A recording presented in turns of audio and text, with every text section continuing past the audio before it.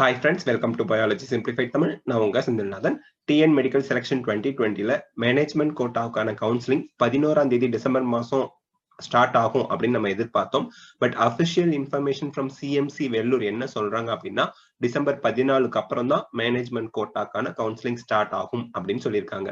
ஏன்னா சிஎம்சி வெள்ளூர்ல நிறைய ஸ்டூடெண்ட்ஸ் வந்து அப்ளை பண்ணி அவங்க வெப்சைட்லயே அப்கிரேட் பண்ணிப்பாங்க இல்லையா, அவங்களுக்கு எல்லாம் சிஎம்சி வெள்ளூர்ல இருந்து டைரக்டாவே கால் பண்ணி 14ஆம் தேதிக்கு அப்புறம் ரெடியா இருந்துக்குங்க கவுன்சிலிங்க்கு மேனேஜ்மெண்ட் கோட்டாவுக்கு அப்படின்னு சொல்லி இன்ஃபார்ம் பண்ணிருக்காங்க. சோ இதுக்கான காரணம் என்ன அப்படின்னு பார்த்தோம்னா, நமக்கு எஸ்சி எஸ்சிஏ எஸ்டி கேண்டிடேட்ஸ்க்கு கம்யூனிட்டி ரிசர்வேஷனுக்கு அவங்க வந்து கால் ஃபார் பண்ணிருக்காங்க. இது ஃபர்ஸ்ட் ரவுண்ட் கவுன்சிலிங் தான்.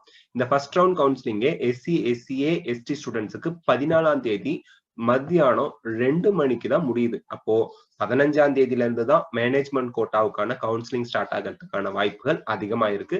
அதை சிஎம்சி வெள்ளூரும் கன்ஃபார்ம் பண்ணிருக்காங்க. சோ 14ஆம் தேதி டிசம்பர்ல இருந்து ரெடியா இருந்துக்குங்க. 15ஆம் தேதியில இருந்து மேனேஜ்மெண்ட் கோட்டாவுக்கான கவுன்சிலிங் நடக்கிறதுக்கான வாய்ப்புகள் அதிகமா இருக்கு.